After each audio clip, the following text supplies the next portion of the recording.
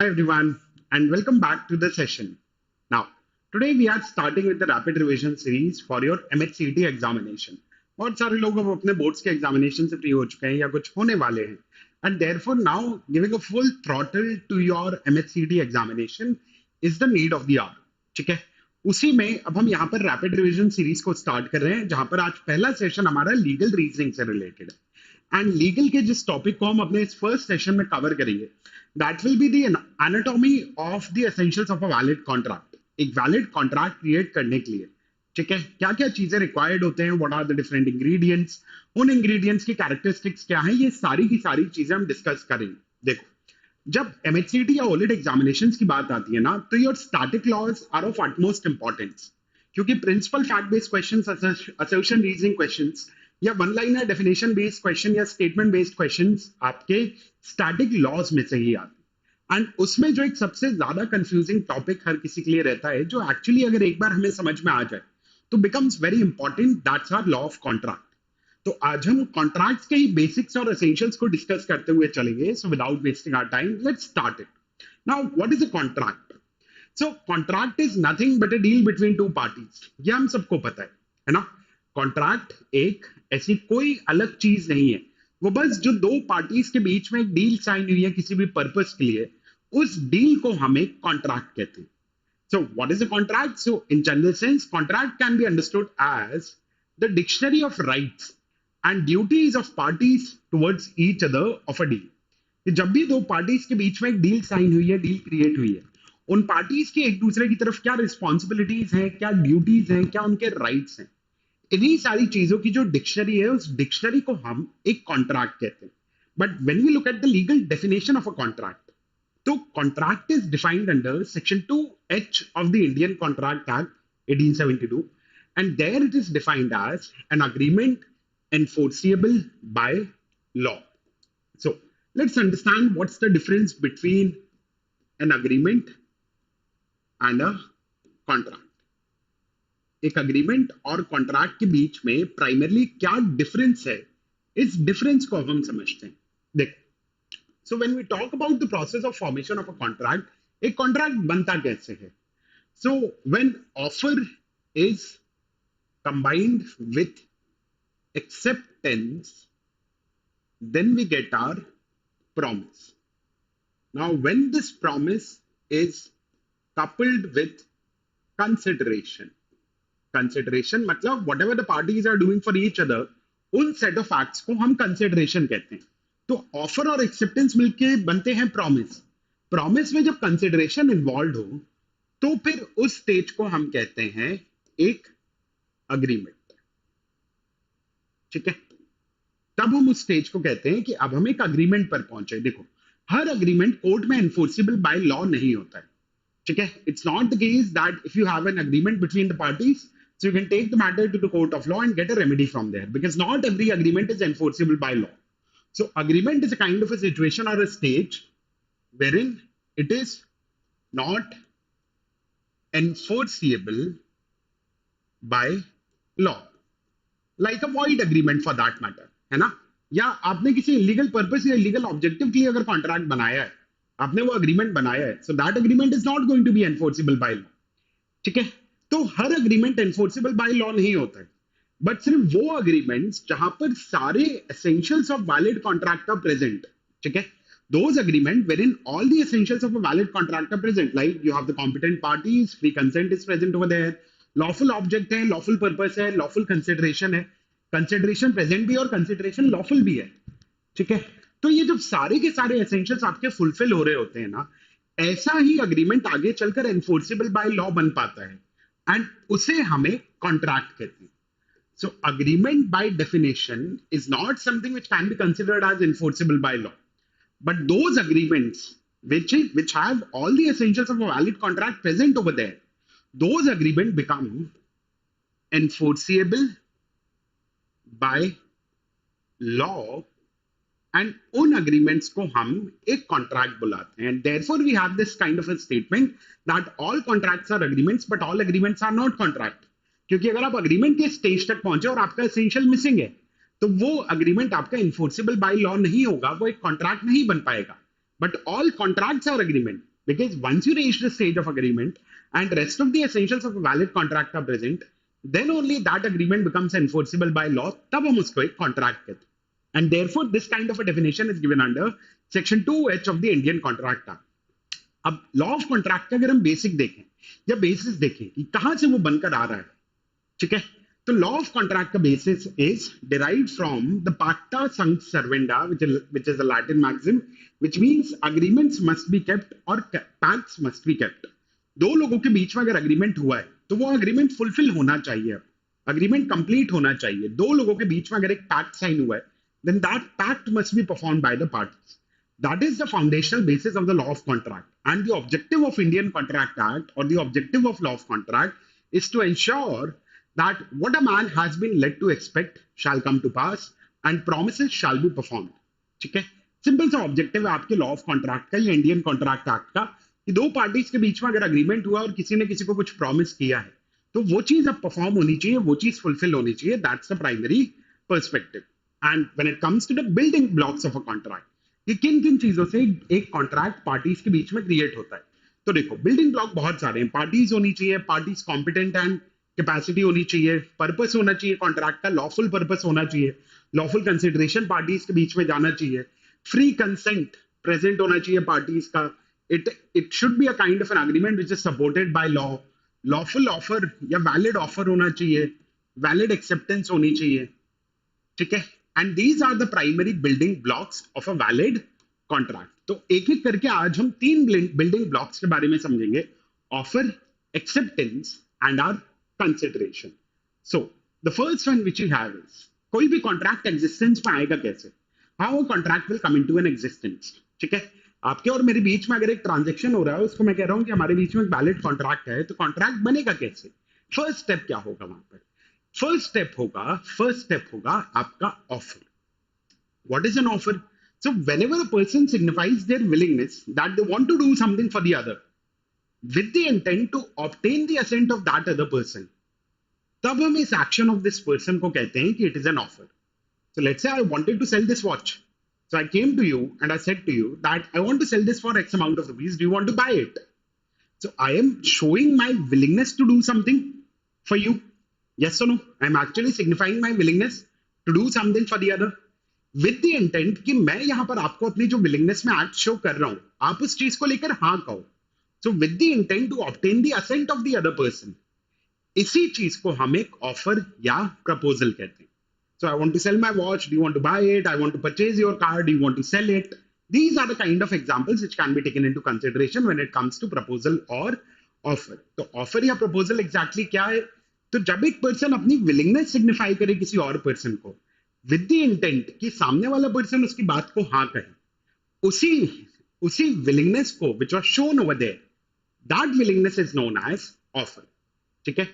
And हमेशा समझना इस चीज को, it should always be in the nature of willingness to do or to abstain from doing something. Willingness to do or abstain from doing something. And this willingness must be shown with the intent to obtain the assent of the other person. This willingness must be shown with the intent to obtain the assent of the other person. तभी आप उस चीज को एक valid offer या valid proposal कह सकते हो. जैसे let's say you were planning to sell your property. I came to you and I asked you what's the price of the property. You said कि price is X amount of rupees. मैंने वहीं पर आपको cheque दे दिया. मैंने कहा now the property is mine. Do we have a valid contract? Did you give an offer to me? Answer should be no. क्योंकि वो सिचुएशन सिर्फ और सिर्फ एक mere supply of information की सिचुएशन में फॉल करेगी. And mere supply of information cannot be considered, mere supply of information cannot be considered as an offer. कि मैं आपसे आया, मैंने आपसे पूछा कि भाई कार की प्राइस क्या है, आपने कहा 10 लाख रुपए. दैट डज नॉट मीन कि आपने मुझे ऑफर दिया है, क्योंकि ऑफर में क्या होगा there will be a person who will be signifying his willingness to do something. जब आपने कहा कि price of the property is 10 lakh, तो क्या आप मुझे अपनी वो विलिंगनेस शो कर रहे हो कि आप अपनी प्रॉपर्टी मुझे बेचना चाह रहे हो? That is missing from there, है ना? इसलिए हमेशा याद रखो that mere supply of information cannot be considered as a valid offer. So what is an offer? So one person signifies their willingness to do or to abstain from doing something with a view to obtain the assent of the other person, which results in a proposal or an offer. But then comes the food for thought. What do you think? Can an offer be given to a public at large? जल्दी से मुझे chat box में बताओ कि भाई क्या एक offer public at large को दिया जा सकता है? सब लोगों को एक ही पॉइंट ऑफ टाइम पे आपने एक ऑफर दे दिया. अगर हाँ, तो उस तरीके के ऑफर को हम क्या कहते हैं? And similarly, is there any difference between a cross offer and a counter offer? है ना? Cross offer and counter offer, क्या इन दोनों के बीच में किसी तरीके का डिफरेंस होता है? So what we are entering into, we are actually now looking at the different types of offer which can be given to a particular person. So offer को जनरली हम 6 टाइप्स में डिवाइड करके read कर सकते हैं. ठीक है?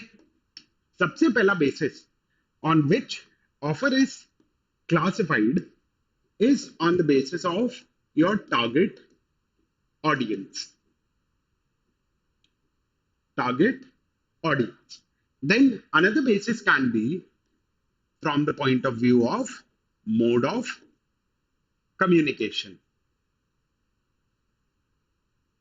Mode of communication. These are the two primary grounds on which the offers are classified. So on the basis of target audience, your offer can be divided into 2 categories. ठीक है? कौन सी 2 categories? You will have general offer and you will have specific offer. ठीक है? General offer and specific offer. This is from the point of view of your target audience. Then on the basis of mode of communication of the offer can be divided into 2 categories.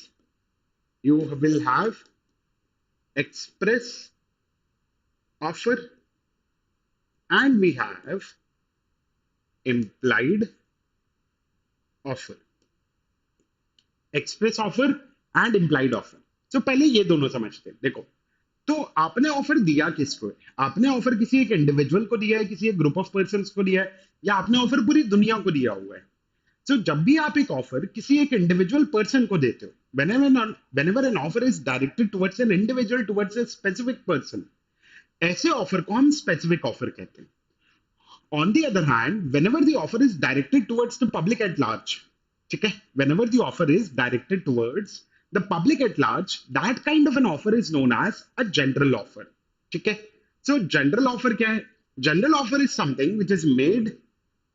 General offer is something which is made to the public at large.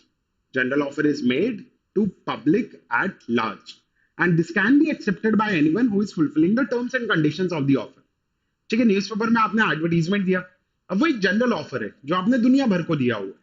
कोई भी person उस offer को accept कर सकता है, whoever fulfills the terms and conditions of that offer. Specific offer, on the other hand, is made to a definite person or definite group of persons, and only they can accept the offer and no one else. ठीक है? Specific offer आपके एक ऐसे offer होते हैं जो आप किसी एक इंडिविजुअल पर्सन को देते हो, किसी स्पेसिफिक पर्सन को देते हो, किसी स्पेसिफिक ग्रुप ऑफ पर्सन को देते हो, एंड सिर्फ वही लोग उस ऑफर को एक्सेप्ट कर सकते हैं और कोई उस ऑफर को एक्सेप्ट नहीं कर सकता है. तो ये हो गया आपका general offer and specific offer. The next classification was on the basis of mode of communication. तो जब भी आपने ऑफर कम्युनिकेट किया है थ्रू वर्ड्स, आइदर रिटन और स्पोकन, ठीक है? जब भी आप ऑफर कम्युनिकेट करते हो थ्रू योर वर्ड्स, ठीक है, चाहे फिर वो रिटन में हो, चाहे फिर वो ओरल हो, ठीक है, आइदर रिटन और स्पोकन, ऐसे ऑफर को हम एक्सप्रेस ऑफर कहते हैं. On the other hand, wherever the offer is inferred from the conduct of the parties, जब भी ऑफर को पार्टीज के कंडक्ट में से इन्फर किया जाता है ना, that kind of an offer is known as implied offer. कि भाई ऑटो रिक्शा जा रहा था, आपने हाथ देकर रोका, आप बैठ गए, आप डेस्टिनेशन पे पहुंचा, आपने कहा उतार दो. शेयरिंग ऑटो है मान लो, ठीक है, शेयरिंग ई रिक्शा है, आपने हाथ दिया, you asked him to stop, you actually decided to sit over there, and once you reached your destination, आपने उससे कहा कि भाई उतार दीजिए अब हमें. अब क्या यहाँ पर आप उसको पैसे देने से मना कर सकते हो कि भाई हमने वर्ड्स के थ्रू तो कुछ डिस्कस किया नहीं था? Answer is no, right? From your conduct it can be inferred that you have given an offer to that person कि मुझे मेरे डेस्टिनेशन तक पहुंचाओ, जो भी रीजनेबल प्राइस होगा I will pay for that. Yes और नो? तो मोड ऑफ कम्युनिकेशन का बेसिस क्या है कि आप ऑफर कम्युनिकेट किस तरीके से कर रहे हो अदर पार्टी को। If you are communicating the offer through words either spoken or written, that will be considered as an express offer. And on the other hand, if your offer is being inferred from the conduct of the parties, that will be considered as an implied offer. ठीक है? तो implied offer क्या है? So this is inferred from the conduct, facts and circumstances of the case. Express offer on the other hand is discussed via promised terms or words. तो जब words के through communication हो रहा है parties के बीच में, that's an express offer. Conduct में से इन्फर किया जा रहा है, दैट्स एन इम्प्लाइड ऑफर। फिर अब दो तरीके के ऑफर है, एक है क्रॉस ऑफर, एक है काउंटर ऑफर। क्रॉस ऑफर क्या होता है? These are identical offers made in ignorance of each other and this will not create a valid contract. मैंने यहां से आपको व्हाट्सएप पे टेक्स्ट किया कि यार I want to sell my watch for X amount of rupees, do you want to buy it?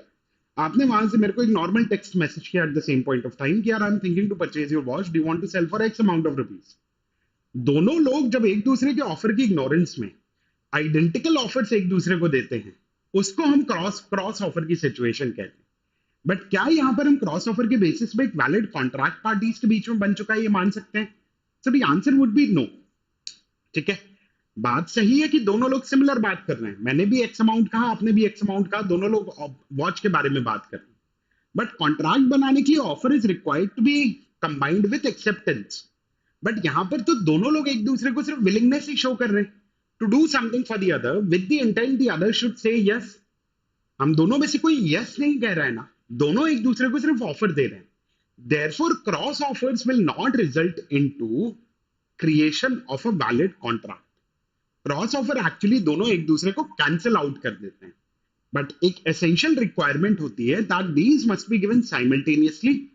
ठीक है, and the terms of both the offer should be identical in nature. This is what cross offer is. Then what is counter offer? Counter offer basically refers to the acceptance with modification, and this kills the original offer. Counter offer का सबसे अच्छा situation बनता है bargaining, है ना? अगर आप अपनी मदर के साथ या अपनी फैमिली के साथ शॉपिंग पे गए हो, so you must have seen over there कि भाई शॉपकीपर कहता है that the product of or the price of the product is X amount of rupees. Right, our mother would say कि यार खरीदने को तो हम तैयार हैं, we are ready to buy it, but आप अगर 100 रुपए में लगाओ या 200 रुपए में लगाओ तो we are ready to accept it, but we are making modifications in the terms of the original offer, and इसको फिर एक वैलिड फॉर्म ऑफ एक्सेप्टेंस नहीं माना जाता है। This is considered as in counter offer. तो काउंटर ऑफर क्या है? Counter offer is the acceptance of the offer with modification which actually kills the original offer. There is no valid acceptance which can be considered over here. Rather, it is considered as a situation of bargain or counter offer. ठीक है? So I hope यहाँ तक clear हो गया होगा, है ना? हमने अभी तक टाइप्स ऑफ ऑफर को डिस्कस कर लिया है, ऑफर क्या होता है इस चीज को डिस्कस कर लिया है। Now, the next thing which you have to look at is the difference between offer and an invitation to offer. How they are different? See. Let's say there is a shopkeeper who is displaying goods at the shop. There is a shopkeeper who is displaying goods at the shop. आप shop पे पहुंचे, आपने वो shelf में से product उठाया, आप लेकर वहां काउंटर पे पहुंचे बिलिंग कराने के लिए, and shopkeeper refuses to sell the product to you. Can you say that the shopkeeper is actually committing a breach of contract in that situation? Answer would be no. Why no? See, that's the primary difference between an offer and an invitation to offer. When somebody gives an offer to you and you reply or give a positive response to the offer, that amounts to acceptance under the law of contract, which will result into creation of a valid contract between the parties. So let's say if a person gives an offer to you, you accept that offer, you give a positive response to the offer, and that amounts to acceptance in itself. But when it comes to invitation to offer offer, in invitation to offer, the person is not giving an offer himself, like display of the shop, display of the goods at the shop, tender process, auction. Now, herein the person is not giving an offer themselves. The person is actually inviting you to give an offer from your side. And therefore, any kind of a positive response to the invitation to offer does not amount to an acceptance, rather, it results into an offer itself. And that's the primary difference as to how invitation to offer or invitation to treat is different from an offer. So, in an invitation to offer, the person is actually asking the visitors and customers to make their own proposal rather than giving an offer. And therefore, the refusal from the shopkeeper to sell the product to you is not a violation or a breach of contract. Okay? Is not a violation or a breach of contract. Rather, it's a valid option which the shopkeeper is having over there because you were giving an offer at that place. ठीक है? चल अब अगली चीज समझते हैं, which is a very important topic and a bit confusing one as well. But इसको clearly अगर इसका फंडा एक बार समझ लोगे तो सिंपल सी चीज है, रूल्स ऑफ कम्युनिकेशन आपके लिए बड़े ही सिंपल हो जाएंगे. देखो, it's very important that for a valid acceptance the communication of offer must be complete, है ना. किसी भी पर्सन को अगर किसी ऑफर को एक्सेप्ट करना है तो ऑफर को कम्युनिकेशन कंप्लीट होना बहुत जरूरी है. एंड सिमिलरली पार्टीज के बीच में एक वैलिड कॉन्ट्रैक्ट बनाने के लिए एक्सेप्टेंस का कम्युनिकेशन कंप्लीट होना बहुत जरूरी है. So when it comes to the point that as to why it is important to know that when the communication of offer or acceptance is getting completed, तो offer का communication कब complete हो रहा है ये पता करना इसलिए जरूरी है क्योंकि you can only accept the offer after the communication of offer was complete. And similarly acceptance का कम्युनिकेशन कब कंप्लीट हो रहा है ये पता करना क्यों जरूरी होता है क्योंकि you can only create a valid contract between the parties, there can only be a binding relation in existence between the parties once the communication of acceptance was complete as well. And therefore ये दोनों चीजें clear करना बहुत जरूरी है. तो अभी हम क्या करेंगे, we'll be having a discussion about the communication of or rules of communication in relation to letters. तो लेटर्स में देखो बहुत सिंपल सी चीज होती है. अगर कोई कहे कि ऑफर का कम्युनिकेशन लेटर्स के केस में कब कंप्लीट होता है, so communication of offer is complete when it comes into the knowledge of the person to whom it is made. ठीक है. और एक्सेप्टेंस का कम्युनिकेशन कब कंप्लीट होता है, लेटर्स के केस में. सो एक्सेप्टेंस के लिए थोड़े से रूल्स ऑफ एंगेजमेंट ना डिफरेंट होते हैं. उसका रीजन ये है that both the parties are sitting at a distance from each other and therefore communication of acceptance as against proposer is complete at a different time and as against acceptor it is complete at a different time. So as against proposer the communication of acceptance is complete when the letter of acceptance is put in the course of transmission. जैसे वो letter of acceptance को post कर दिया गया, the moment letter of acceptance is posted proposer के against communication of acceptance complete हो चुका होता है. ठीक है.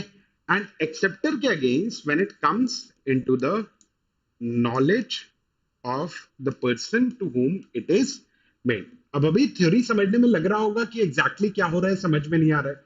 जल्दी से हम इस चीज को एक डायग्राम के थ्रू भी समझ लेते हैं यहां पर. ठीक है. So just a second. Yeah I hope it's visible as well. ठीक है. जल्दी से एक डायग्राम बनाकर हम इस चीज को समझ लेते हैं. देखो, तो लेट्स से ए एक अलग जगह पे लोकेटेड है एंड बी एक अलग जगह पे लोकेटेड है. ठीक है. ए ने ऑफर भेजा लेटर्स के थ्रू. ठीक है. ए ने ऑफर भेजा लेटर के थ्रू. ए ने ऑफर भेजा on 9th of March and offer पहुंचा बी के पास ऑन 14th of March. तो ऑफर का कम्युनिकेशन कब कंप्लीट हुआ यहां पर, ऑन 14th of March, क्योंकि ऑफर लेटर बी के पास पहुंच रहा है ऑन 14th. ठीक है. Communication of offer is complete the moment it comes into the knowledge of the person to whom it is made. Offer B को भेजा गया था, तो बी के पास जैसे ही वो लेटर पहुंच जाएगा, कम्युनिकेशन ऑफ ऑफर कंप्लीट हो चुका है। एक्सेप्टेंस की अगर हम बात करें तो ये चीज पहले याद रखो that this individual is proposer and this individual is acceptor. ठीक है, अब बी ने डिसाइड किया कि उसको ऑफर एक्सेप्ट करना है, तो B posted the letter of acceptance, उसने लेटर ऑफ एक्सेप्टेंस को पोस्ट कर दिया on 16th of March, and ये लेटर ऑफ एक्सेप्टेंस ए के पास पहुंचा ऑन 19th ऑफ मार्च। अब एक्सेप्टेंस ना दोनों के लिए अलग अलग टाइम पे कंप्लीट होगा, ये चीज याद रखना। तो प्रपोजर किस दिन से कॉन्ट्रैक्ट से बाउंड हो जाता है? Proposer will be bound by the contract from 16th of March, because as against proposer, the communication of acceptance is complete the moment the letter of acceptance is put in the course of transmission. जैसे ही वो letter of acceptance post किया गया, proposer के against communication complete हो चुका है, proposer is bound from that date. But as against acceptor, acceptor के against communication of acceptance is complete when the letter of acceptance comes into the knowledge of the person to whom it is made. तो B तो bound होगा 19 से, ठीक है, B तो bound होगा, sorry या बी तो बाउंड होगा from 19th of March, but A will be bound by the contract from 16th of March. These are the rules of communication which are important. So acceptance is complete as against proposer when it is put in the course of transmission, and acceptance is complete as against acceptor when it comes to the knowledge of the proposer. Simple सी चीज है, and this acceptance is required to be absolute and unconditional as well. ठीक है, acceptance में अगर आपने किसी भी तरीके की कंडीशन को ऐड किया है, then it will not be considered as a valid acceptance, rather it will be considered as a counter offer. ठीक है, now the next essential we'll be discussing today, is about consideration. Now what is consideration? So consideration is something without which a valid contract cannot be created. ठीक है, an agreement without consideration will always remain void barring certain exception. ठीक है, वरना अगर agreement में आपके consideration involve नहीं है तो वो चीज एक वैलिड कॉन्ट्रैक्ट कभी नहीं बन सकती। तो वैलिड कॉन्ट्रैक्ट बनाने के लिए बहुत ही इंपॉर्टेंट सी जो चीज एक एसेंशियल रिक्वायर्ड होती है, that's the presence of consideration. Now what is consideration? ठीक है, कंसिडरेशन सिंपल सी चीज है, whatever the parties are doing for each other in order to achieve the purpose of the contract, that or those set of acts are known as consideration. दोनों parties एक दूसरे के लिए जो भी परफॉर्म कर रही हैं, ठीक है, मुझे घड़ी बेचनी थी, मैं आपको घड़ी दे रहा हूं, आप मुझे पैसे दे रहे हो, तो मैंने जो घड़ी आपको दी, that's a set of act. आपने जो मुझे पैसे दिए वो सेट ऑफ एक्ट्स का पार्ट है। सो ये जो सेट ऑफ एक्ट्स दोनों लोग एक दूसरे के लिए परफॉर्म कर रहे हैं in order to achieve the purpose of the contract, that is consideration. आपको क्लैट के लिए प्रिपेयर करना, आपने किसी कोचिंग में एनरोल किया, आपको एमएचसीटी के लिए प्रिपेयर करना, आपने किसी कोचिंग में एनरोल किया, कोचिंग आपको मटेरियल, कंटेंट, लेक्चर्स सारी चीजें प्रोवाइड कर रही है, बदले में आप इंस्टीट्यूट को फीस प्रोवाइड कर रहे हो। तो ये जो आपको मटेरियल और सारी चीजें मिल रही है, बदले में जो आप फीस दे रहे हो, ये जो दो सेट ऑफ एक्ट्स हैं which the parties are doing for each other, that is what consideration is. ठीक है, अब कंसिडरेशन का सिंपल सा रूल ये है that an agreement becomes enforceable by law only when consideration is involved, because a contract without consideration is void in nature. Now how the consideration is defined? तो consideration को Indian Contract Act define करता है as when at the desire of promisor, when at the desire of the promisor, the promisee or any other person, promisee or any other I'm so sorry guys, the promisee or any other person has done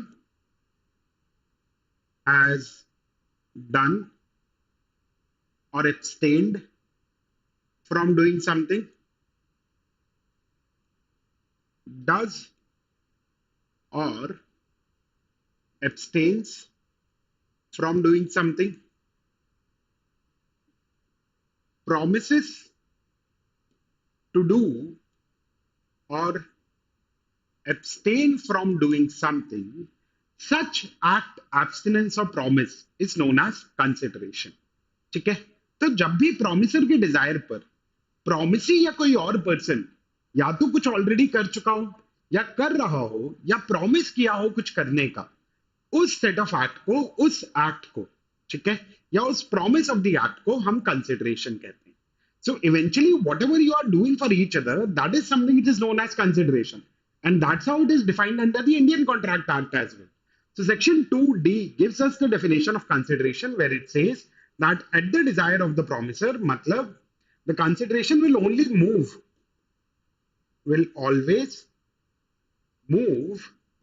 at the desire of the promiser. अब point ये है कि consideration दे कौन सकता है. Consideration क्या promisee को ही हमेशा देना जरूरी है? प्रोमिसी की बिहाफ पर भी कोई दे सकता है.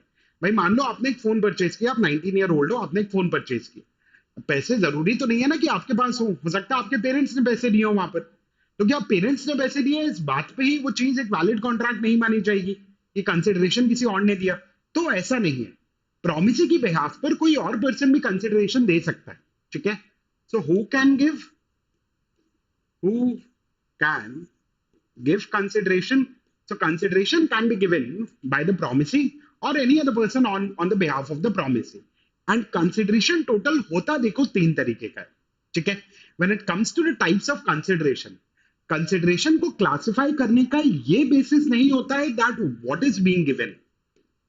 आप कंसिडरेशन में क्या दे रहे हो?